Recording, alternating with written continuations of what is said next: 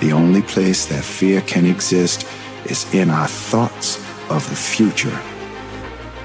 It is a product of our imagination, causing us to fear things that do not at present and may not ever exist. That is near insanity. Now, do not misunderstand me. Danger is very real, but fear is a choice.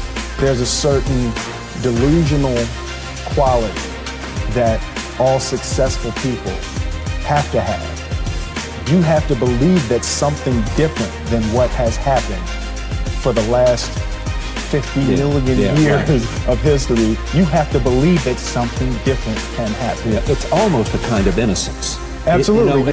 And I think that's a huge part of me.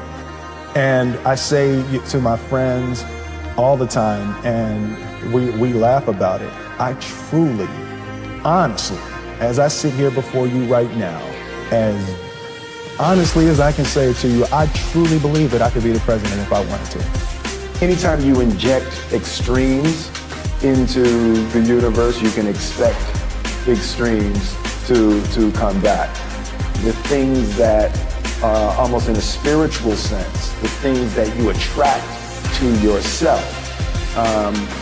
And also if you think about it in terms of altitude, the higher you go, the harder it is to breathe. There's less oxygen.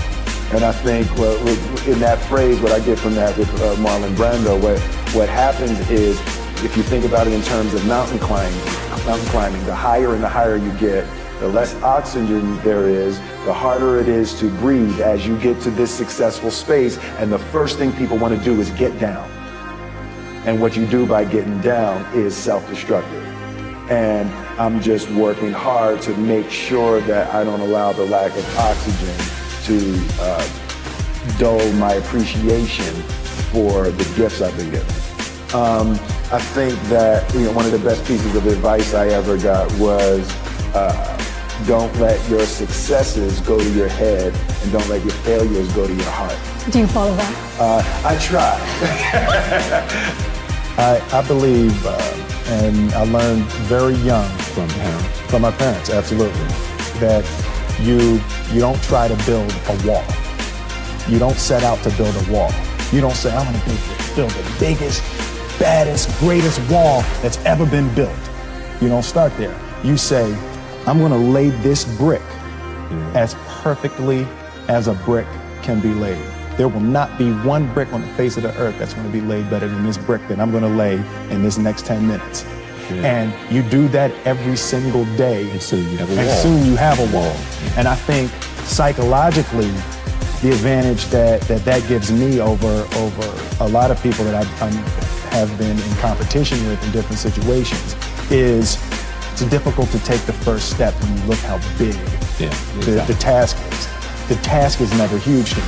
It's always one brick. Me too. I mean, it is amazing how people are paralyzed from doing anything. Absolutely. Because they can't take the first step. Whereas you just say, look, all I'm doing is laying this one brick. I am not building the Great Wall of China here. Absolutely. Putting a brick here, and I'm going to have the best brick I can. For me, it has been to be that guy that does what people say can't be done, And I think it started with trying to please my mother and trying to please my grandmother, and they always wanted higher for me. They always wanted more for me. And it got to the point that I wanted to be something. I wanted to be somebody.